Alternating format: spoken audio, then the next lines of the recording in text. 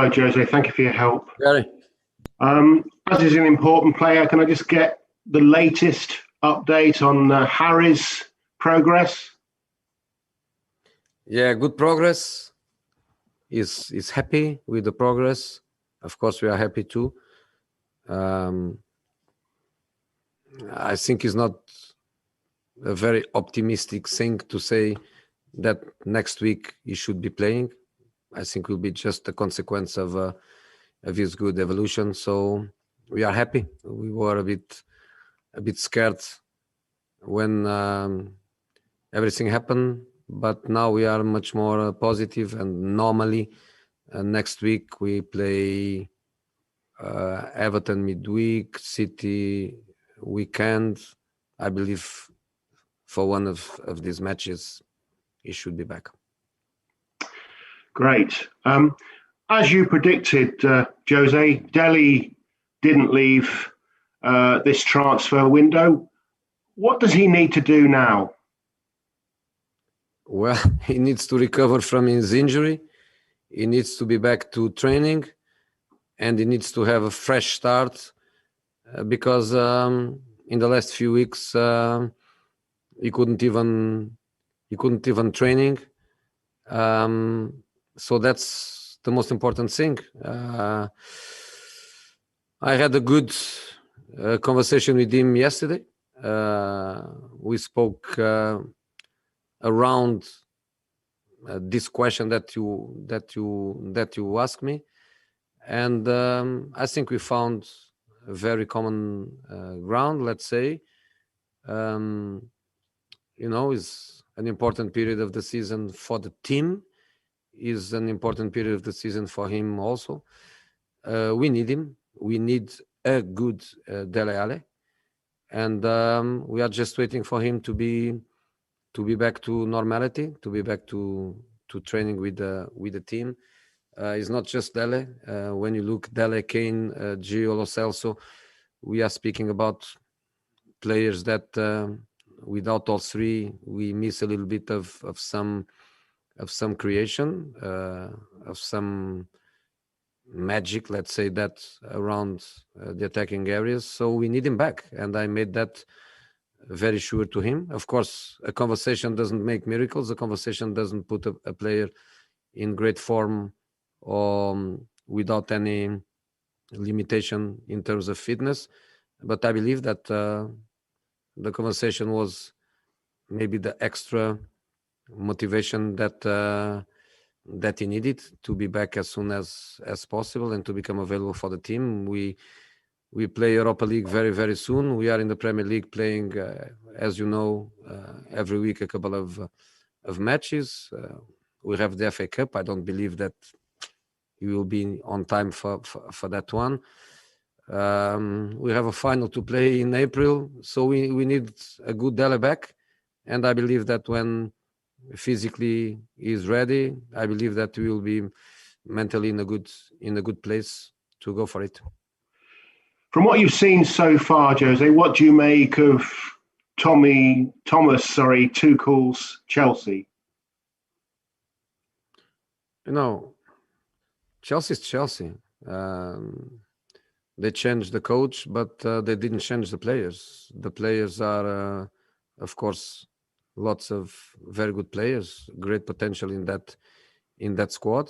They had a good coach on Frank that was doing a good work with the team. They have a good coach now with Tuchel. That in spite he was coming from a league that you cannot compare with the Premier League, but he's used to work with players of high caliber. He's used to lead dressing rooms with important players. So I think he will fit well in a club like Chelsea. You say a good manager, of course he is. What takes you from being a good manager to being an elite manager? What's the difference? Obviously winning the Champions League, maybe? Winning the Champions League is history. But there are many great managers that they never won the Champions League. Sometimes it it happens. With players is a little bit the same thing. For me, one of the most incredible players of the last 20 years, Ibrahimovic, that is still being an amazing player with, I don't know, 39 years old, 40, I don't know, and he never won the Champions League. So that can happen, and it's not because of that you are not a phenomenal player or a phenomenal coach. What I think makes a coach is become elite, let's say, that is to be successful in the top leagues. Because to be successful in leagues of a different dimension, and I'm not speaking about Thomas, of course, and the French league is a very good competitive league, a part of Paris Saint-Germain, because Paris Saint-Germain plays in a different league. But I think the biggest challenge for a coach, and the ambition of every good coach around the world, is to work in the best leagues. And of course, our league is in this moment the most challenging one.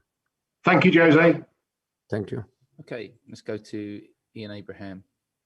Just unmuting you, Moose. Hi, Jose. How are you? Hey, good. Thank you. First of all, can I just say wonderful news today that the money that's been Spurs players have been fined for their breaches during COVID is being given to local hospital. I mean, that's a great move by the club, isn't it?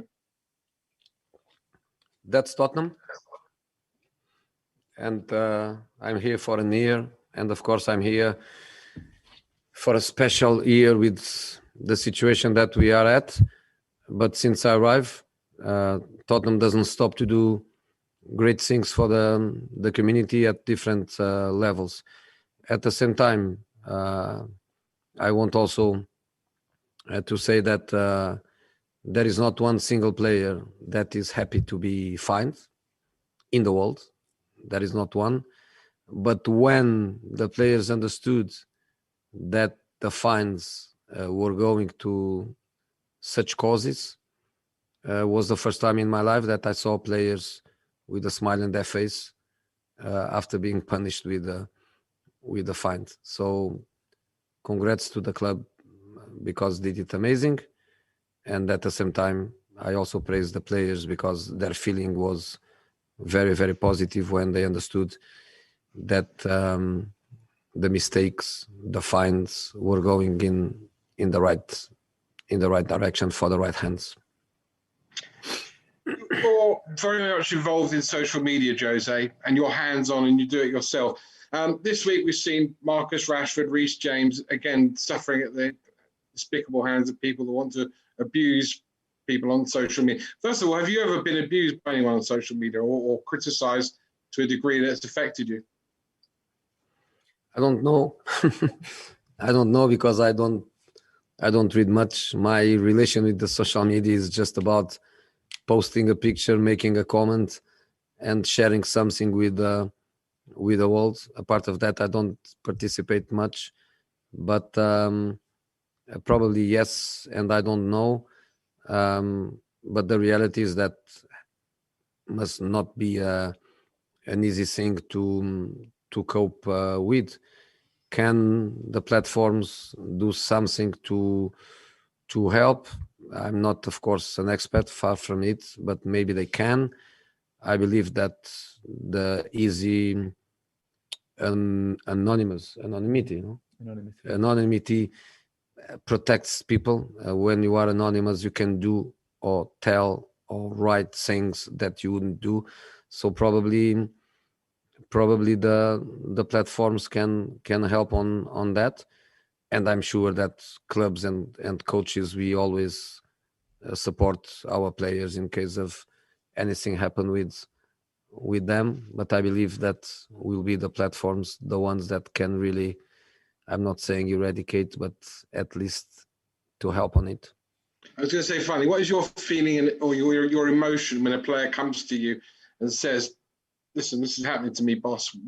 What do I do? I mean, is it obviously it's sympathetic, but you put an arm around them? I mean, how do you deal with that as emotionally yourself? With me, it happened just a couple of times with with my players were not them telling me, was me knowing it and going to them. And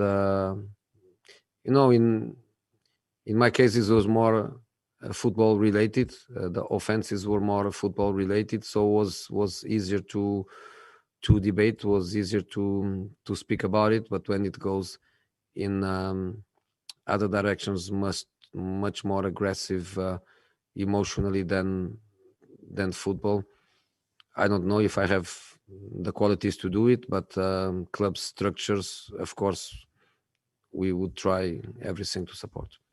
Okay, we've got a George Cummings, then we'll finish with Jonathan Ville and Ellie Gold, and that will be it for the broadcast bit. George first. Thanks, Simon. Jose, hello.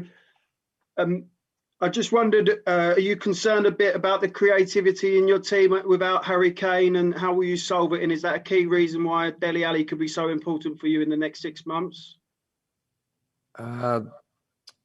Harry is Harry, and it's not just about creativity, it's about dynamicas. The team has dynamicas that you lose. You lose these dynamicas when one player is missing. Everybody knows, every opponent knows, and even so, it's not so easy for them to block that connection, to block these dynamicas. So sometimes it's not just about being creative, because we have other players that they can create attacking situations. It's more about the dynamics that the team has, the stability that the team has with a certain way of play. So Harry is only one Harry, and nobody can replace him in terms of this dynamic.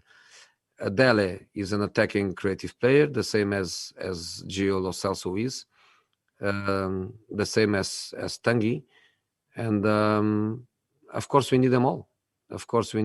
And Tanguy was in the beginning of the season, where we were trying to make him a player. When I say a player with a P capital, is a player in all his dimension and potential. We had to start with him being a number 10. He didn't have the discipline, he didn't have the strength, didn't have the stamina to be a midfield player. And in that moment, we could say, well, is Tanguy or Dele in the team? Is Tanguy or Gio Lo Celso? In this moment, the evolution of Tanguy brought him in one direction where he's very complete. He's very good defensively too. He lasts the 90 minutes without any kind of problem. And if you remember last season, you remember clearly that Tanguy, even in short periods, he was struggling to keep that intensity. Tanguy now is a midfield player, and that opens a space where it's not anymore about Tanguy or Dele, Tanguy or Gio. Can be Tanguy and Gio, or Tanguy and Dele. So basically, this is, I believe, a very good window of opportunity for them.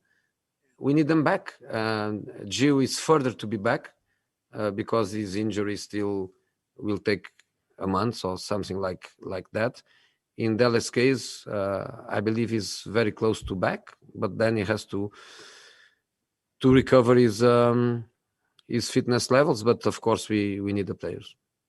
And my second question was, did you see Sean Dyche's press conference yesterday? He said he finds press conferences very boring, and he was talking a lot about lookalike. So does Sean Dyche look like Mick Hucknall, and do you find these press conferences boring?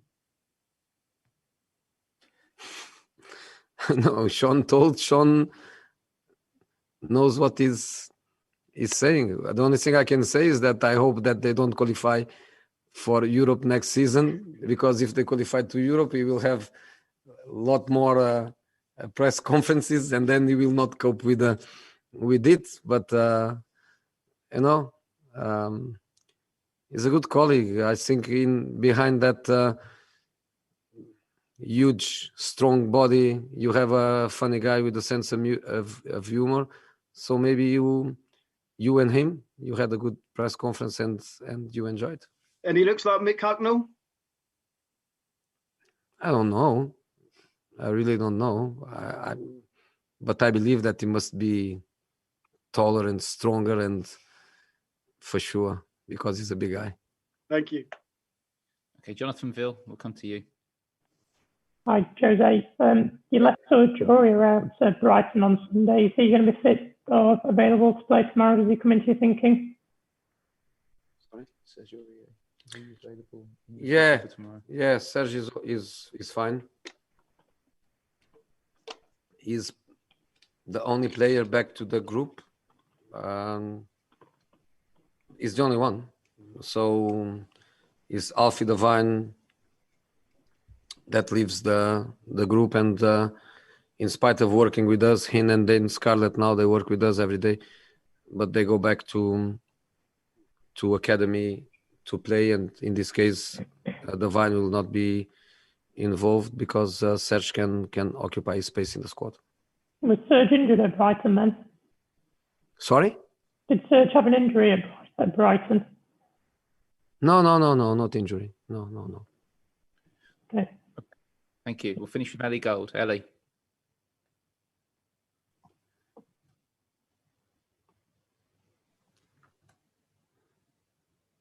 No.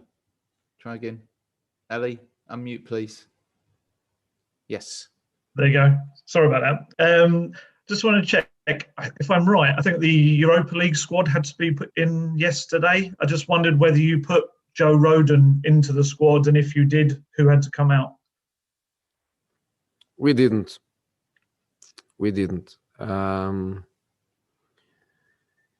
It's a hard decision, but a decision where we wanted to show respect for the group.